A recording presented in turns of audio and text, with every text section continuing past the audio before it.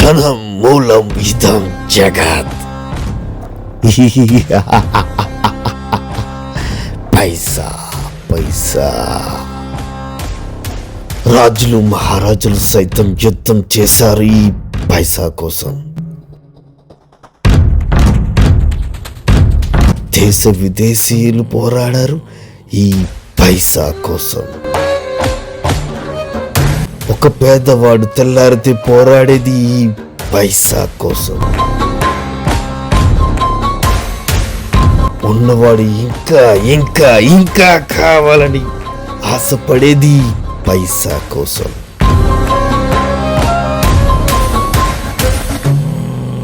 పూర్వీకులు మనకిచ్చింది, మనం పెంచుకుంటూ వచ్చింది కేవలం ధనం.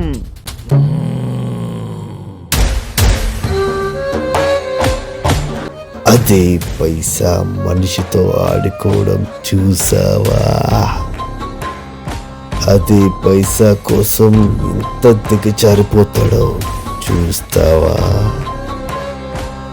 మనిషి పైసా కోసం ఏమైనా చేస్తాడు అనే దానికి ఒక ఉదాహరణే ఈ మా పైసా.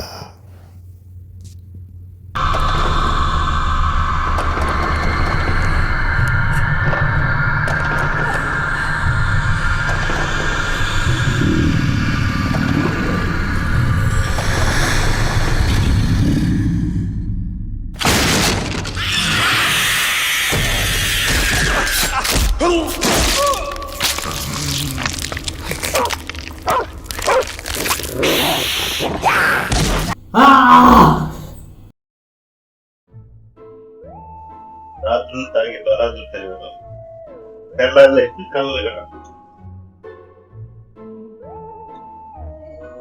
పొద్దు పొద్దున మొదలెట్టాక మిమ్మల్ని రాజులా చూసుకునే రోజు ముందుంది.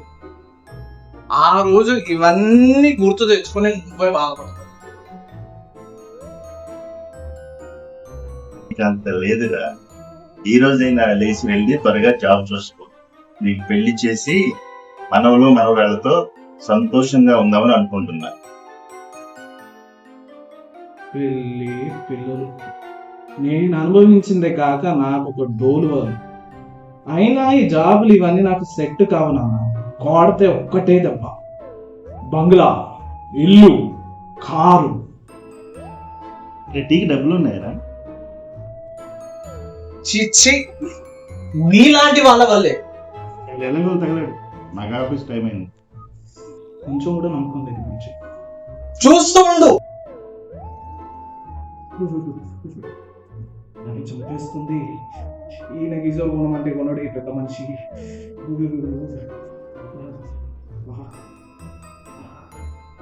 ఈరోజు ఏముంది నా వారఫలం? ఇదేదో కలిసి వచ్చేలా ఉంది. ఈరోజు చూద్దాం.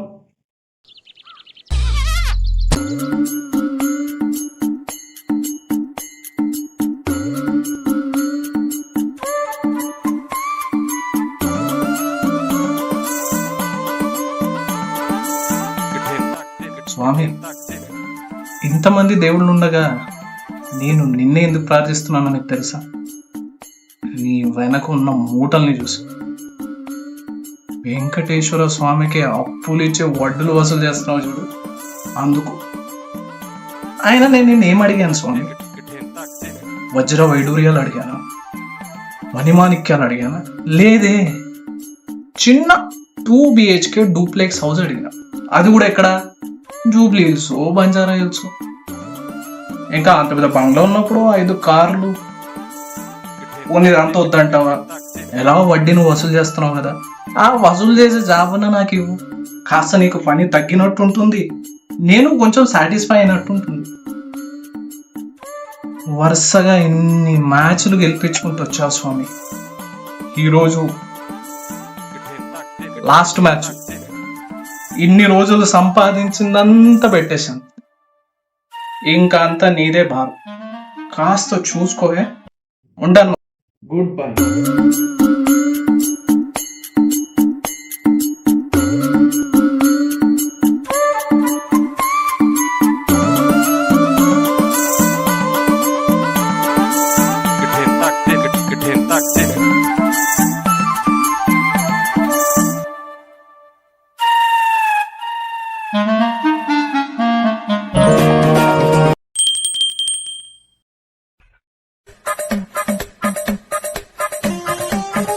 ఒకటి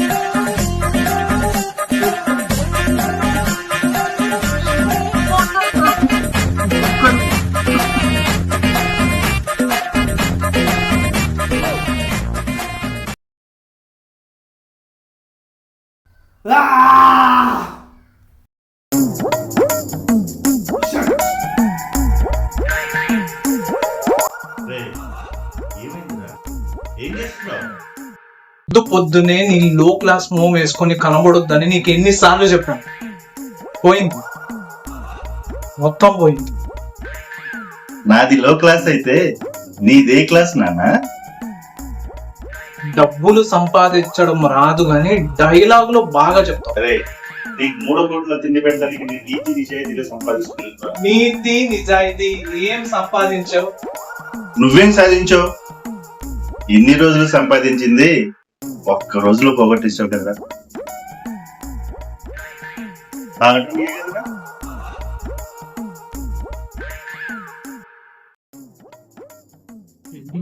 చెప్తాను.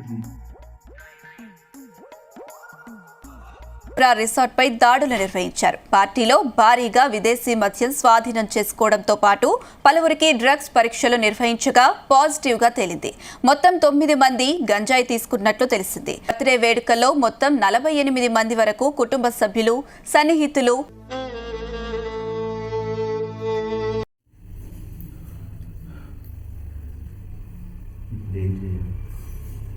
ఎవరి కాళ్ళ వెళ్ళబడ్డారు.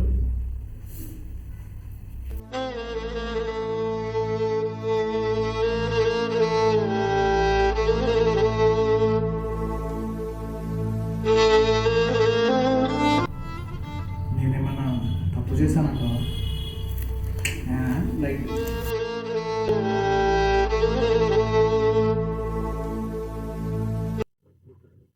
అడిగావు కదరా నీతి నిజాయితీతో ఏం చేస్తావని. మంచితనం, 4 మనుషులు, ప్రశాంతంగా 3 కోట్ల తిండి, కంటి నిండా నిద్ర. కానీ కేవలం ఇవన్నీ నీ వల్లే దూరమయ్యాయి. అసలు ఏమైందని అరుస్తున్నావు? రే నీకు ఇంకా అర్థం కావట్లేదు. ఇలా రాంగ్ రూట్లో సంపాదిస్తే అది టెంపరీ మాత్రమే. నీతి నిజాయితీతో 2 రూపాయలైనా. నీతి నిజాయితీ ఏమిచ్చాయి నాన్న? రే ఈరోజు అదే నీతి నిజాయితీ నీ కూడు పెడుతుంది. అదే నీతి నిజాయితీ నువ్వు ఎన్ని ఎదవ పనులు చేసినా లోకం నిన్ను యాక్సెప్ట్ చేస్తుంది. అదే నీతి నిజాయితీ నిన్ను పోలీస్ స్టేషన్లో నీ ఒంటి మీద ఒక్క దెబ్బ పడకుండా చేసి తీసుకొచ్చింది. అయితే నీ నీతి నీ దగ్గర పెట్టు, నేను వెళ్తాను. నేను అనుకుంది సాధించాకే మీకు కనిపిస్తాను నాన్న. మీ నీతి గెలుస్తుందో నా పద్ధతులు గెలుస్తాయో. రే నువ్వు సంపాదించే ప్రతి రూపాయిలో నిజాయితీ ఉండాలిరా, లేకుంటే ఎక్కువ కాలం నిలబడదు. దేవుడికి తెలుసురా ఎవరికి ఎంత ఇవ్వాలో. అంతకు మించి మనం ప్రయత్నం చేస్తే వినాశనాలు ఎదురవుతాయి.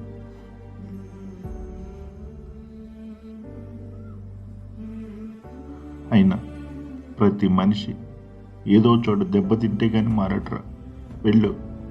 వెళ్ళరా, నేను ఆపను. చూద్దాం నాన్న.